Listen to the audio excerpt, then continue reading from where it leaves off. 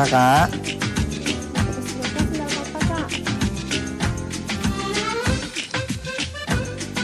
Anak ini amanah dari Allah ya. Amanah supaya kita kemudian mengenalkan lagi anak kita ini kepada Allah. Dan buat saudara-saudara saya yang belum dikarunia anak, sering-seringlah berdoa kepada Allah. Rabbi habli minas salihin. Berikanlah kepadaku ya anak-anak keturunan yang saleh. Dan yakinkan kepada Allah bahwa Anda mau menjaga amanah itu. Ya, ibarat orang pengen diberi modal ya kan. Kalau kemudian dia dianggap sama pemilik modal bisa amanah kan, maka insya Allah itu dia akan diberi modal itu.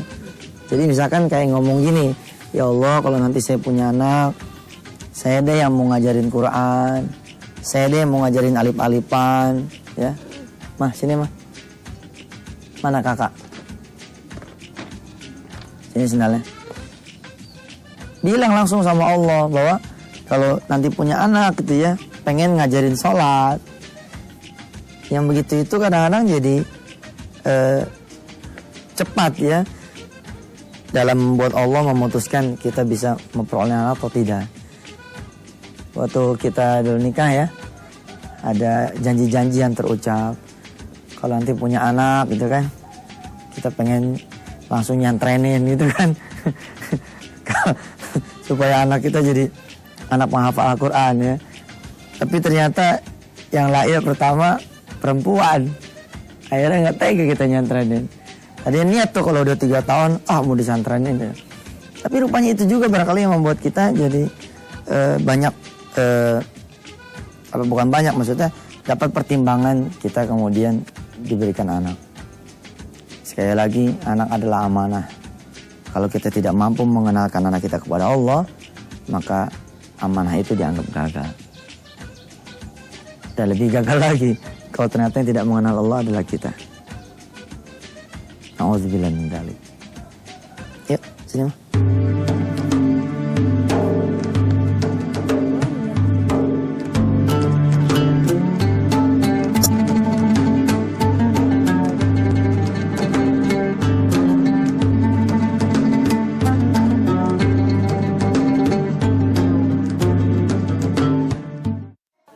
Pendidikan sedekah itu harus diajarkan juga kepada anak kita ya, supaya anak kita dari kecil udah mencintai sedekah sehingga besarnya nanti dia tidak sulit untuk bersedekah.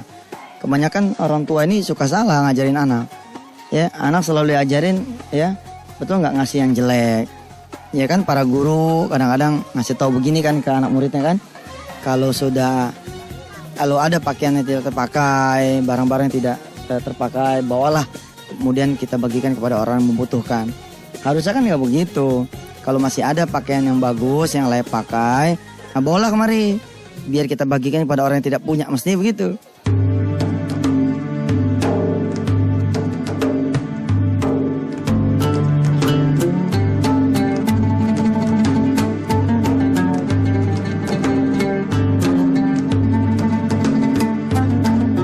Dulu tuh ada orang ibu yang tidak percaya ya, bagaimana mungkin Allah bisa membalas sedekah dia, sedangkan dia nggak punya pekerjaan dan tidak punya juga istilahnya sanak saudara yang memungkinkan dia bisa punya rezeki tambahan.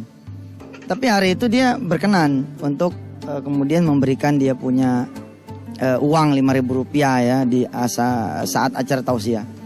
Kemudian dia balik ke rumah. Kita balik ke rumah, nggak lama itu ada orang parkir di depan rumah dia. Numpang kemana coba? Numpang ke toilet. Numpang ke kamar mandi dia. Kemudian setelah orang ini selesai, dia nanya, ibu anaknya mana? Oh anak saya lagi main. Ada apa? Ini saya titip buang ya, anggap aja buat bayar toilet katanya gitu. Dan duitnya berapa coba? 50.000. Subhanallah, 10 kali lipat.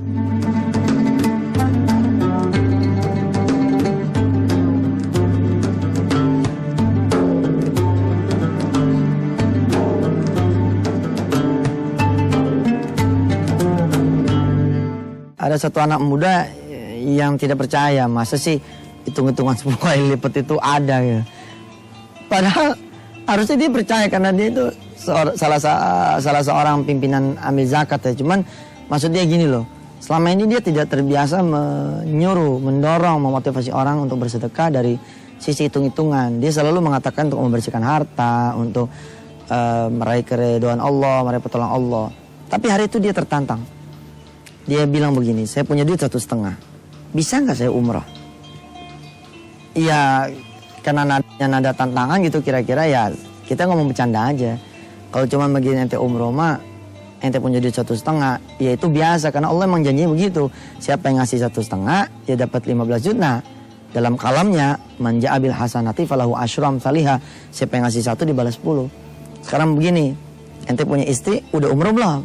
Dia bilang belum. Ya udah begini aja, kalau ente berani sedekah 1,5, ente sama istri ente pergi umroh dah. Begitu. Dia ketawa tuh, tapi dia closing tuh 1,5. Buat saya mah ya jamaah, yang begini ini bukan persoalan ikhlas dan tidak ikhlas. Ini persoalan keyakinan, persoalan mau minta sama Allah, mau berdoa sama Allah. Kalau ini sudah kita lakukan, emang gampang itu urusannya. Dan benar itu.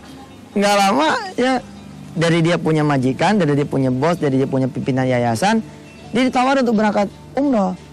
Pada saat yang bersamaan, kira-kira 2 minggu sebelumnya, dia udah diberangkatkan umroh oleh seorang jamaah yang lain. Maka dia katakan kepada si pimpinan yayasan ini, boleh nggak kalau kita alihkan ini untuk istri saya? Kata si pemilik yayasan, boleh. Subhanallah, nggak nyampe 1 bulan, Allah berangkatkan dia haji. 1,5, Allah ganti 30 juta. Masya Allah.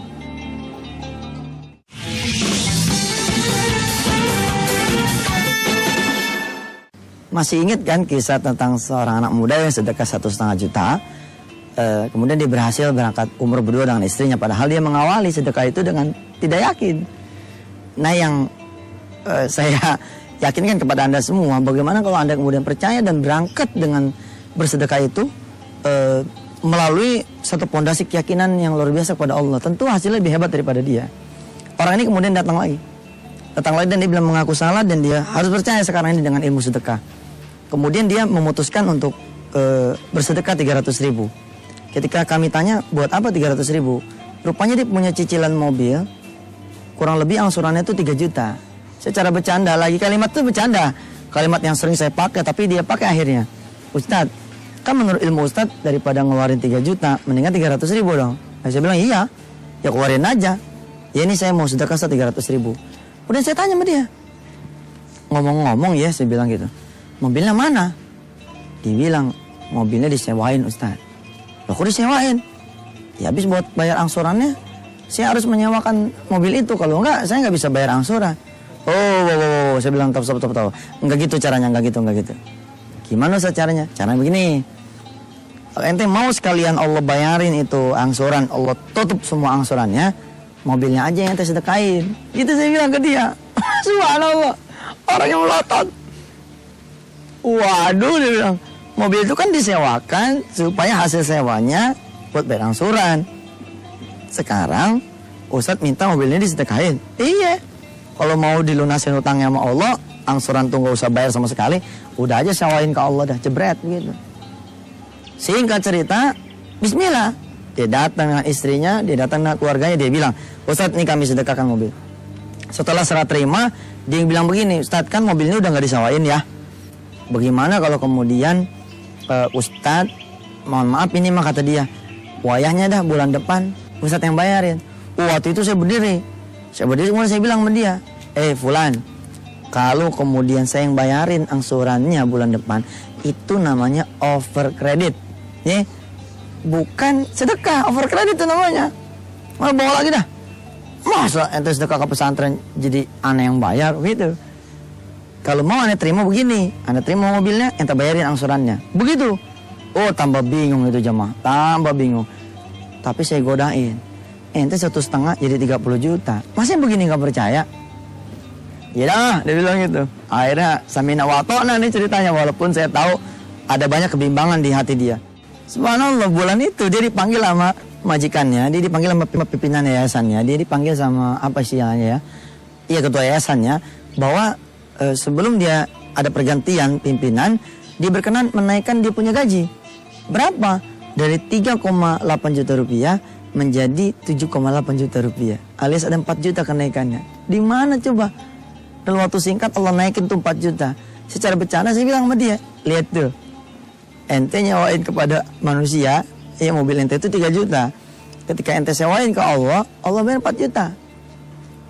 Apakah kemudian balasan Allah berhenti sampai di situ? Enggak. Karena Rasulullah bilang, baliasdat, bertambah, dan bertambah. Orang ini, ya, kemudian dikatakan oleh si ketua yayasannya, bagaimana kalau kemudian ibu membelikan kamu mobil supaya kamu tidak pakai motor lagi? Subhanallah. Emang rugi itu kita kalau kemudian kita tidak percaya. Tahu nggak jemaah? Mobil yang disedekahkan kepada pesantren itu APV yang paling lowest ya, yang paling rendah. AC-nya single dan tidak ada CD-nya. Dan tahu nggak Anda? Tahu nggak jemaah semua? Apa yang kemudian Allah berikan kepada dia lewat tangan yayasan tersebut? Allah memberikan APV dengan generasi yang paling tingginya, double AC, double blower, dan kemudian ada CD-nya. Subhanallah. Ayo, kalau masih kredit, rumahnya sedekahin. Bercanda sih memang, tapi yang berani makanya akan terbukti. Yang masih kredit motornya, ya buat apa juga gitu kita ngangsat. Mendingan kita sedekahin. Ya walaupun ini kalimat sih buat yang mendengar pakai kuping pasti dianggap bercanda. Tapi coba aja jajal dengan keyakinan yang penuh, kemudian barengin dengan sholat duha, sholat tahajud, sholat taubat, kemudian mahabbah sama orang tua, baca Quran. Ya pokoknya lengkapilah dengan ibadah yang sungguh-sungguh. Insyaallah lah. Masa iya sih Allah nerima sedekah Anda semua, lalu kemudian Allah memberikan Anda jalan kaki, kan nggak mungkin kan? Coba layak dijajal supaya kita hidup bebas dari angsuran ya.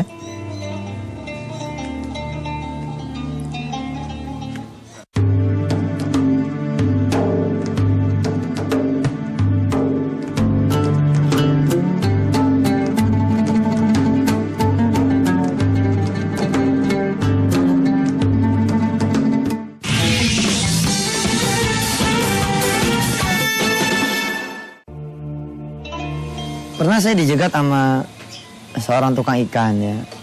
Dia meminta amalan dari saya supaya dia punya modal tambahan. Saya tanya sama dia, buat apa modal tambahan? Supaya ada tambahan keuntungan Pak Ustaz.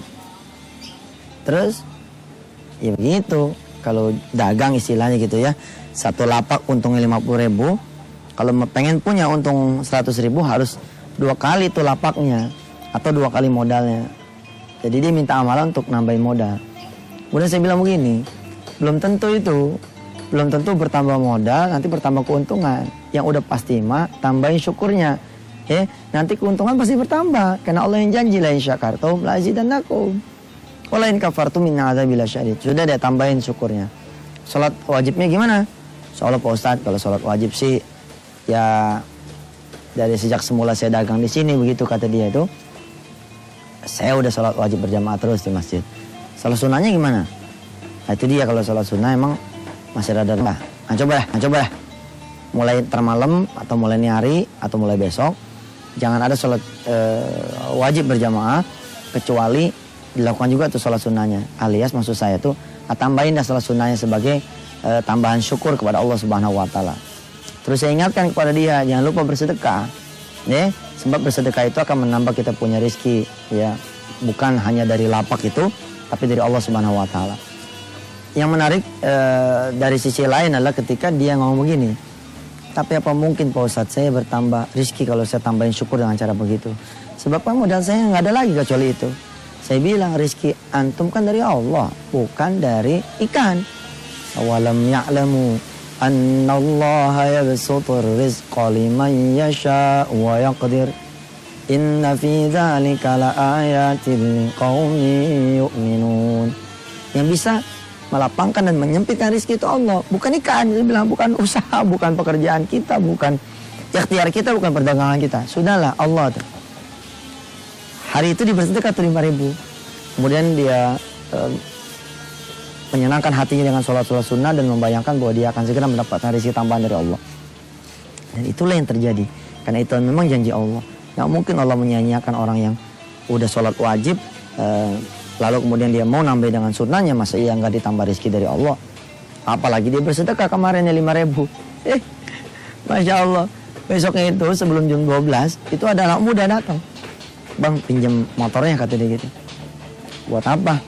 Mau ada urusan nih ke perempatan depan. Iya nih kuncinya, nih STNK-nya. Jangan sampai lewat Zohor ya. Sebab saya Zohor habis dari masjid langsung pulang. Jamaah, ini orang tukang ikan pinggir jalan itu ya. Maksudnya tukang ikan yang kalau di pasar yang kalau jam 12 ya memang dia pulang. Ternyata si anak muda itu nggak sampai 15 menit. Motornya dipulangin. Bang, makasih ya. Ini kuncinya, ini STNK-nya. Dia ngerokok kantong tuh. Yang ini buat sewa motornya. Tahu nggak berapa? 50.000. Hari itu dia belajar dan saya pun belajar dari cerita ini bahwa iya juga ya. Kalau kita berkenan membenerin sholat wajib, nambahin sunnah-sunnahnya, kemudian kita punya rezeki, kemudian kita mau sedekahkan, masih kita nggak nambah. Jangan-jangan rezeki kita nggak bertambah karena kita nggak ada syukurnya. Dulu belum kerja, anak yatimnya 1. Setelah kerja tetap 1, ya nggak ditambah rezekinya. Kita sebelum kerja duha, udah kerja hilang duhanya. Sebelum sembuh, ya ketika masih sakit kita rajin tahajud. Begitu sudah sembuh tahajudnya hilang, sakit lagi. Nah, persoalan-persoalan kayak gini nih, insya Allah juga salah satu adalah persoalan syukur. La in syakartum la azidannakum. Tambahin syukurnya, nanti Allah tambahin nikmatnya.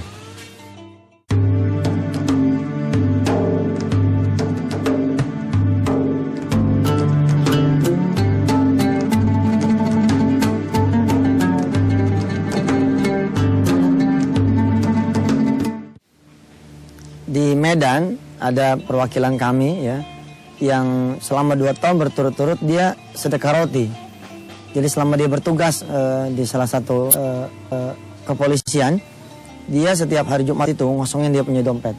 Kemudian dia sedekahin isi dompet itu menjadi roti yang dia bagikan kepada orang-orang yang sholat Jumat pada hari Jumat itu. Kebiasaan ini tanpa dia sadari 2 tahun berturut-turut sudah berlangsung. Alhamdulillah memang Allah menjanjikan dia pergantian yang lebih baik. Penggantian yang lebih baik. Falahu khairum minha. Buat dia balasan yang lebih baik, kata Allah. Hingga kemudian dia baru menyadari bahwa pabrik roti yang dia miliki saat ini adalah insya Allah katanya berkah dari dia memberi roti selama 2 tahun berturut-turut untuk orang-orang yang sholat Jumat. Dia nggak ngerti gimana ceritanya, pokoknya dia paham dia punya duit 1 miliar lebih dan kemudian orang mengatakan kepada dia bahwa pakailah duit itu untuk bikin pabrik roti. Dan jadilah kemudian pabrik roti. Subhanallah, sedekah roti kemudian jadi pabrik roti.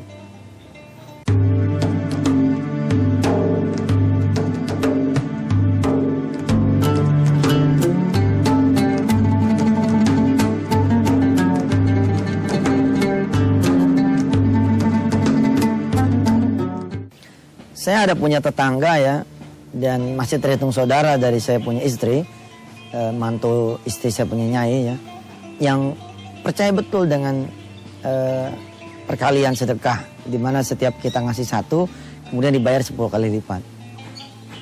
Pada suatu saat dia kepingin membeli sepeda. Ya. Dia ngomong sama saya malu, barangkali juga segan, tapi ya dia berani ngomong. Tapi sama siapa ngomongnya berani? Sama Allah. Dia bilang kalau nanti dapat rezeki dia mau coba bersedekah. Mudah-mudahan Allah memberikan dia rezeki untuk bisa beli sepeda. Dan katanya hari itu saya memberikan dia uang Rp50.000. Uang Rp50.000 itu kemudian dia belikan apalah gitu ya, dia bagikan duit Rp50.000 itu. Apa yang terjadi? Dia kemudian dipanggil sama orang komplek ya untuk mengerjakan sesuatu yang uang upahnya itu Rp450.000 atau nyaris Rp500.000. Dan uang Rp450.000 itu kemudian dia belikan sepeda karena dia tahu bahwa uang ini memang ia dapat karena ia pancing dengan Rp50.000-nya. Masya Allah.